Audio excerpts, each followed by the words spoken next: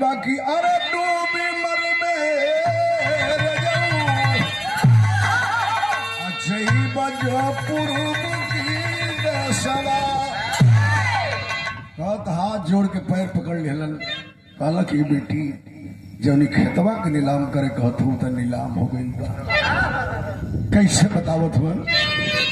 कहला कि अरे का कही बेटी अपनी कहानी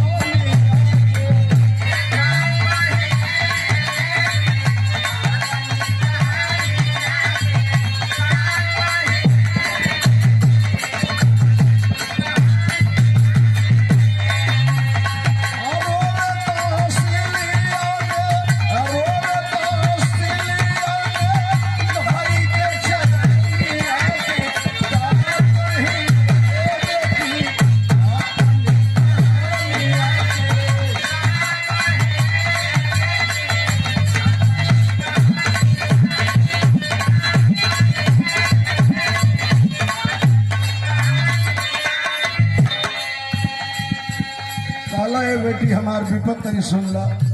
हमसे बड़ा बदनसीब हमसे बड़ा गरीब इस दुनिया में कोई नहीं है बेटी का कहत हो पड़ली बीमार नारी गईली हम दवा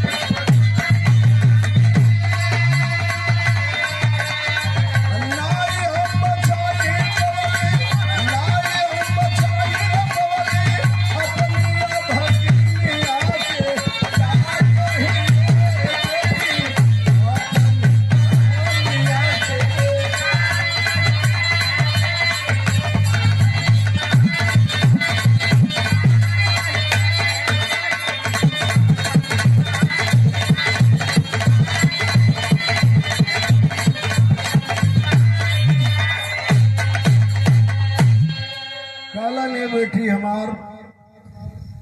मजबूरी तरह सुन लो बेटी गरीबी में जियत रही 2 बीघा जमीन के कष्टकार खेत बाड़ी कुल बिका गई अरे बंधक रखा गई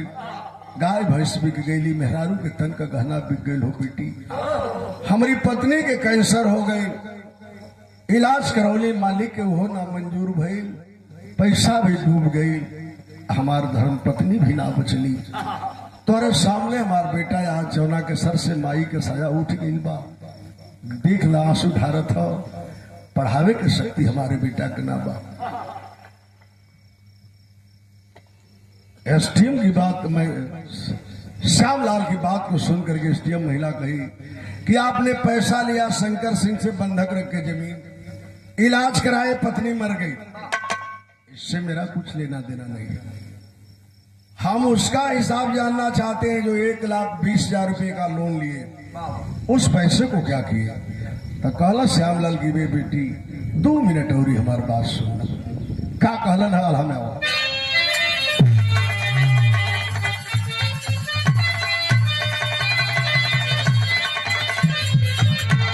कहला कि खेतवा छोड़ावे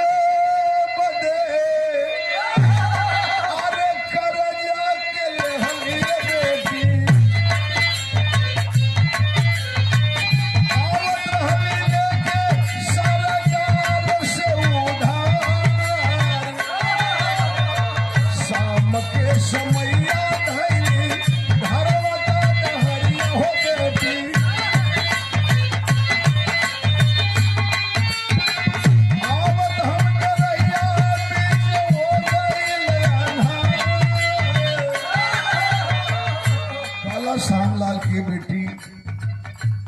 1,20,000 लोन करौली 20,000 बैंक वाला कमीशन ले लेना गरीब आदमी से 1 लाख रुपया पूरे दिसंबर को महीना रहल 4:30 बजे पैसा मिलल साधन ना मिलल हो बेटी पैदल चल दिली 5 किलोमीटर पैदल गए हली बैंक से तौले काम है गौवा गुलौरी आइल रोहे बरतिया बेटी सोचल कि नहीं हर रतिया रे बुझा कहलक हे बेटी दीनानाथ पटेल के यहाँ बारात आई लहर सोचली यही बारात में एक पतल भात खा के रात गुजार ली लेकिन सहनाई बजट जब गई बेटी वाला के द्वार पर हो बेटी लड़का मड़वा में बैठल 1 लाख रुपया खातिर झगड़ा होके लगल लड़का के बाप लड़का के बाह पकड़ के बेटी उठा लेलस बारात जाए लगल हमसे ना बर्दाश्त भई एगो हम गलती कर देनी बेटी कौन गलती 1 लाख रुपया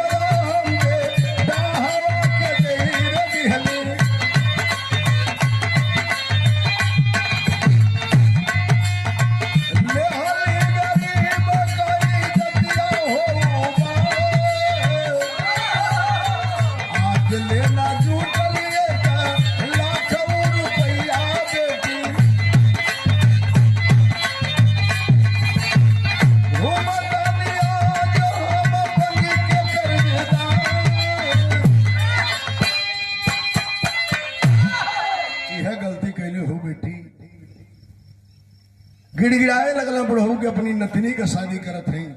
सिवान में हमार बेटी बिहले रहनी हमार दामाद मर गई पैर पर बार बार लुका के गिरे बाप के गिरे कि पढ़ला में बड़ी टापर हमार नतनी है हमारा आबरू बचा ला लेकिन बेटा वाला नाम मानल हो बेटी बाह पकड़ के लड़का को उठा लेलस बारात जाए लगल हमसे ना बर्दाश्त भई उहे बैंकवा से जो रुपवा ले रही 1 लाख रुपया और बेटा वाला के दे के बारात वापस लिया के गरीब की बेटी का हम मांग में सिंदूर डलवा दे आज उपकार करके हमारी जिंदगी बेकार हो गई जब इतनी बात सुनी है एसडीएम महिला बाबू दोनों बाएं मेज में पटक के माथा पटक के फफक फफक रोने लगी आज जब रोने लगी एसडीएम महिला तो एसडीएम साहब साहिबा को रोते देख तमाम वकील मुवक्किल सभी लोग इकट्ठा हो गए जमा हो गए गनगन गनगन वहां गरीब आदमी कांपने लगा कि कौन ऐसा कसूर मैंने कर दिया कि एसडीएम साहिबा रो रही कहा कि बेटी कोई गलती हमसे हुई हो तो माफ कर देना बेटी इस गरीब को माफ कर देना सरकार को पैसा वसूल न हो बेटी हमार खेत नीलाम कर दो लेकिन काहे रोवत हो बेटी काहे रोवत हो कुर्सी से खड़ा होके क्या कहती है बाबू बाबा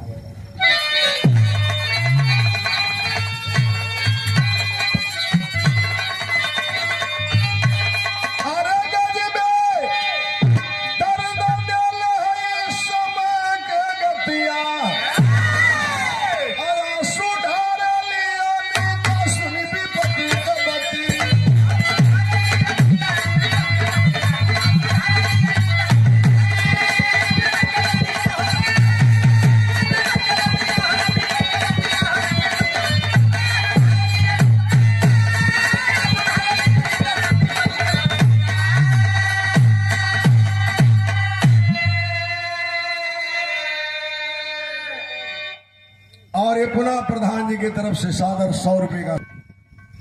कहलस कि बाबा सुना हम काहे रोवत है हमारी रोला का कारण दूसर बा तन यही जा गौर करिए लोग क्या बता रहे हैं क्यों रो रही हो कि रोवली अनीता बिहराई के ही अरवा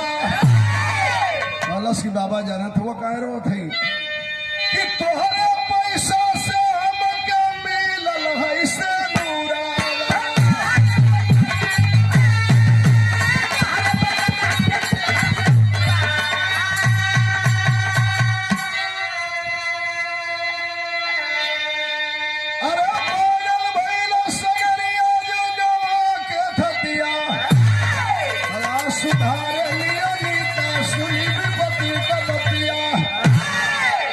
कि बाबा हमारी रोला का कारण ये हो बाबा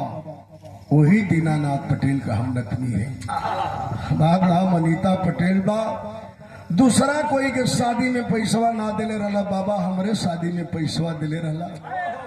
विदाई होके लगल बड़ा तलाश करौली ना मिलला बाबा सुबह शाम 2 घंटा मालिक से प्रार्थना यही करती रही जिंदगी में कि मालिक मेरी जिंदगी उस दिन धन्य हो जाएगी जब उस इंसान रूपी भगवान से मेरा दीदार करा देंगे। मालिक हमार फरियाद सुन ले हो बाबा, तो उससे दीदार करा देला हमारी जिंदगी धन्य हो गई। 2 साल करनी हमार बाबू मर गई, बाबू के दखले ना रहनी, लेकिन अब रोवा मत का कलश की रोवा जली बाबू असली बापू गई नहीं पाई, आज से रोशन में हमार सगे भाई।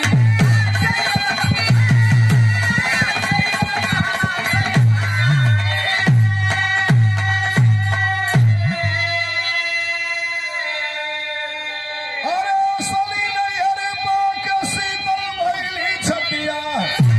अरे सुधारली अली दसवीं विपत गई।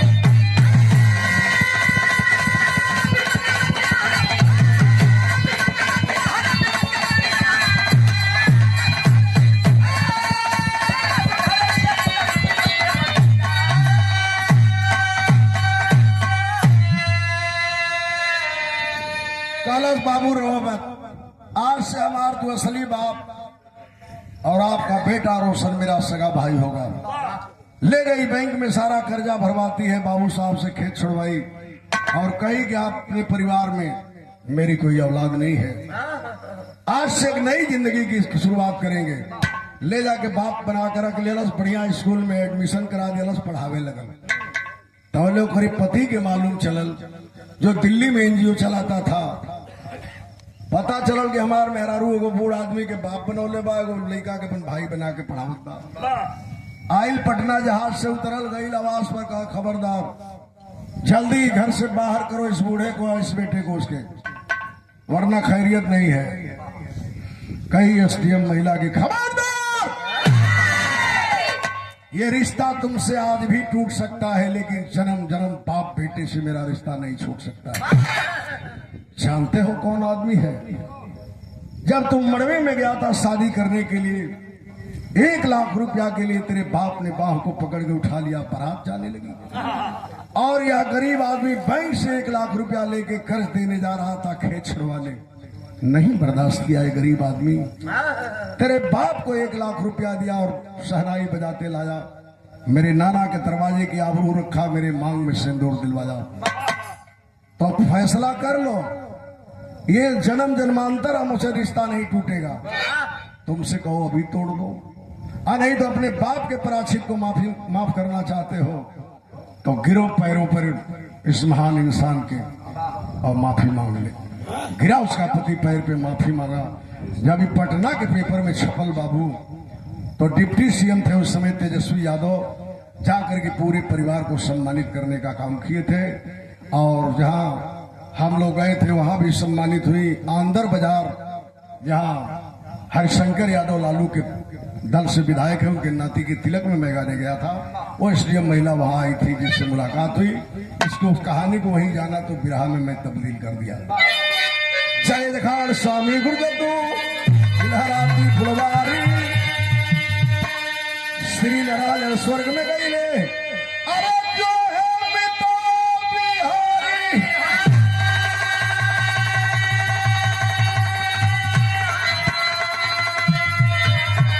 अरे सनुरा जो न पहिया बिटिया, हो सनुरा जो न पहिया बिटिया, रमेश राम सी सही करी है का सनुरा जो न पहिया।